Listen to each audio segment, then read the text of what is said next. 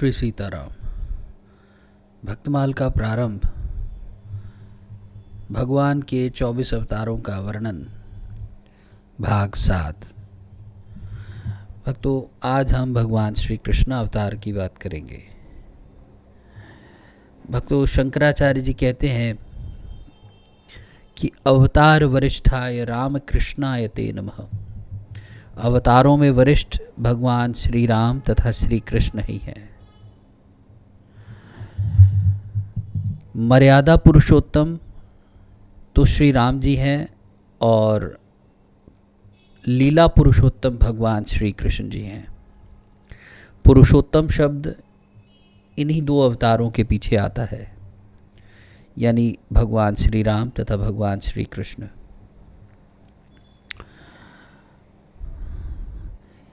यहाँ तक कि कहा गया कि एते च अंश कला पुंसः कृष्णस्तु भगवान स्वयं, कि अन्य सभी अवतार तो भगवान की अंश कलाएँ हैं, कृष्ण स्वयं भगवान हैं। एते च अंश कला पुंसः कृष्णस्तु भगवान स्वयं।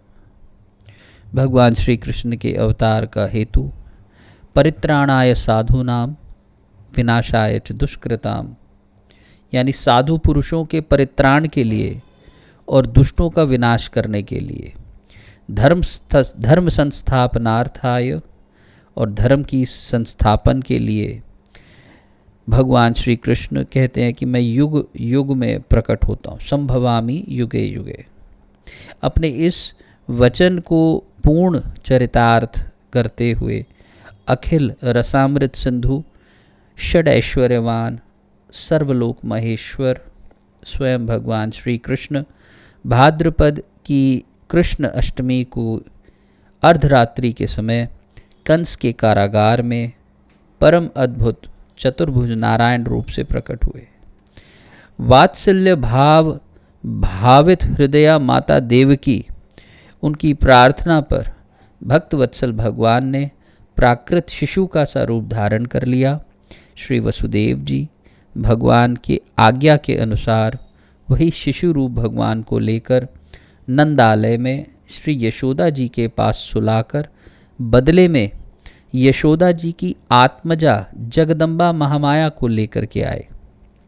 गोकुल में नंद बाबा जी के घर ही जात कर्म आदि महोत्सव मनाए गए, यानी नंद महोत्सव आदि मनाए गए।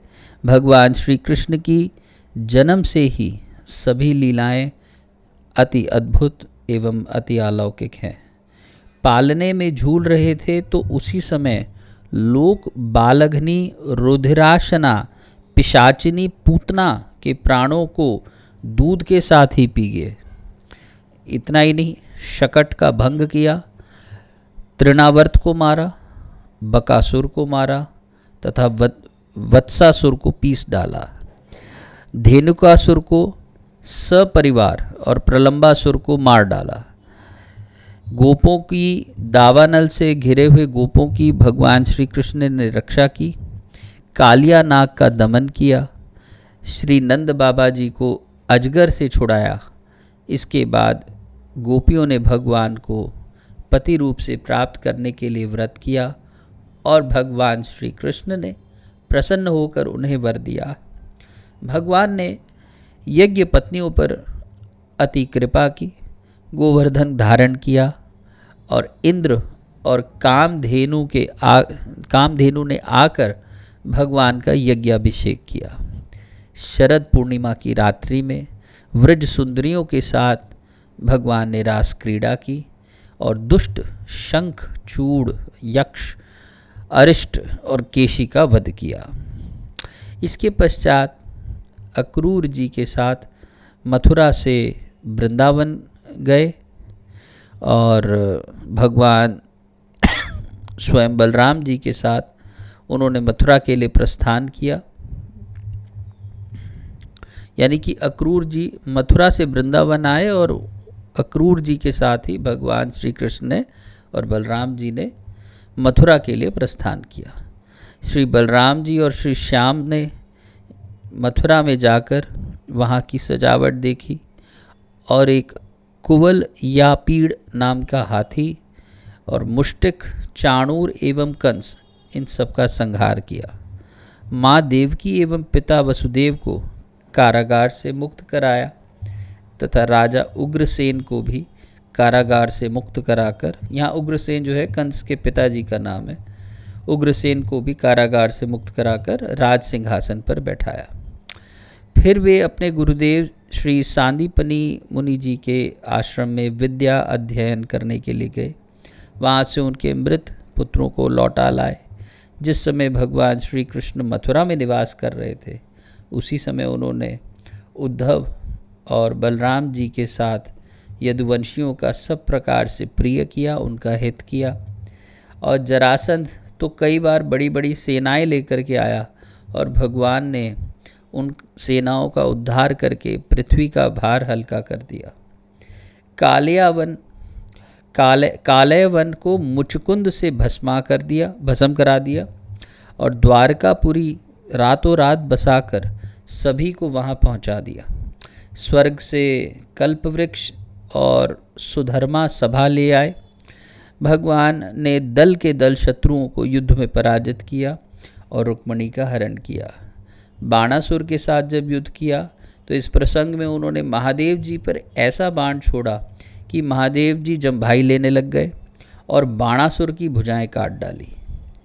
प्राग ज्योतिषपुर के राजा भौमासुर को मारकर 16,000 कन्याएं ग्रहण की और शिशुपाल, पौंड्रक, शाल्व, दुष्ट दंतवक्त्र, मुर, पंचजन आदि दैत्यों के बल पौरुष को चूर्ण कर उनका वध किया। महाभारत युद्ध में पांडवों को निमित्त बनाकर पृथ्वी का बहुत बड़ा भार उतार दिया और अंत में ब्राह्मणों के ही शाप के बहाने उद्दंड हो चले यदुवंश का संहार करवाया। श्री उद्धव जी की जिज्ञासा पर संपूर्ण आत्मज्ञान और धर्म निर्णय का निरूपण किया। इस प्रकार भगवान श्री कृष्ण की अनंत अद्भुत अलौकिक लीलाएं हैं जो जगत के प्राणियों को पवित्र करने वाली हैं। भक्तों, भगवान की इन सब लीलाओं को सुन के ऐसा प्रतीत होता है कि किस किस शत्रु को, किस किस राक्षस को, जो कि उस समय प्रकट हुए, भगवान ने मारा नहीं। एक को मारते दूसरा आ जाता, दूसरे को मारते तीसरा आ जाता, तीसरे को मारते चौथा आ जाता। भगवान हमारे जीवन में भी उतरें और हमारे आसपास के राक्षसों का संहार करें और जो हमारे भीतर बैठे हुए राक्षस हैं, काम, क्रोध, लोभ, मोह, मात्सर्य आदि, उनका भी संहार करें। भगवान श्री कृष्ण के चरणों में प्रणाम करता हुआ अपनी वाणी को विश्राम देता हूँ। भगवान श्री कृष्ण की कथा को हम यहीं विश्राम देंगे। अगले भाग में श्री बुद्ध अवतार जी की कथा को हम कहेंगे। तब तक के लिए जय श्री सीताराम, जय जय श्री सीताराम।